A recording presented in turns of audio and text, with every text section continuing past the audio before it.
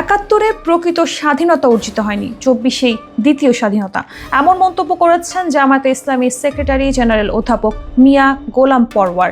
স্বাধীনতা দিবস উপলক্ষে জামায়াতে ইসলামী ঢাকা মহানগরী দক্ষিণের উদ্যোগে আয়োজিত আলোচনা সভায় প্রধান অতিথির বক্তব্যে তিনি এসব কথা বলেন।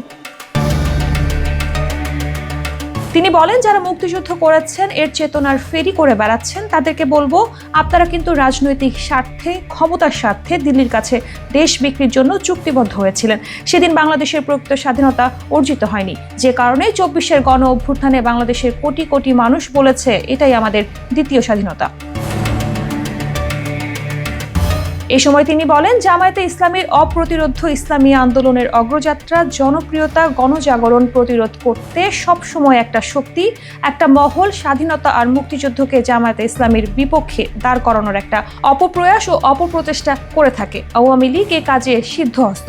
তারা তো বিদায় নিয়েছে, কিন্তু আওয়ামী লীগ ছাড়াও ফ্যাসিবাদ বিরোধী সংগ্রামে আমরা যারা রাজপথে ছিলাম, দুর্ভাগ্যজনকভাবে সেসব সংগ্রামী নেতাদের মধ্য থেকেও কিছু লোকের জামায়াত বিরোধিতার কথাগুলো, ভাষাগুলো আওয়ামী ফ্যাসিবাদের ভাষার সঙ্গে হুবহু মিলে যায়।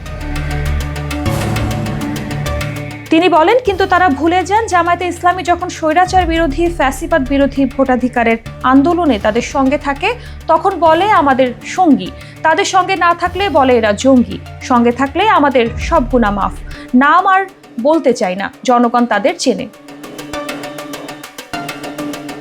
মিয়া গোলাম পরওয়ার বলেন, 54 বছর পরে এসে যারা বক্তৃতা শেষে বলেন 71কে ভুলে যাবেন না, তারা যখন দেশ শাসন করেছেন, 12 থেকে 13 জন স্বাধীনতা বিরোধীকে প্রেসিডেন্ট বানানো হয়েছে, মন্ত্রী এমপি বানানো হয়েছে, জামায়াতের কার্ড নিয়ে খেলতে শেখ হাসিনার মতো নির্মমভাবে বিদায় নিতে হবে বলে হুঁশিয়ারি দেন তিনি। নির্বাচন প্রসঙ্গে অধ্যাপক মিয়া গোলাম পরওয়ার বলেন, জুলাই আন্দোলনে হত্যাকারীদের দৃশ্যমান বিচার ও প্রয়োজনীয় সংস্কার শেষে নির্বাচন নিতে হবে। অবাধ, সুষ্ঠু ও নিরপেক্ষ নির্বাচনের পরিবেশ তৈরি করেই নির্বাচন দিতে হবে, অন্যথায় পূর্বের মতো বিতর্কিত নির্বাচন অনুষ্ঠিত হবে।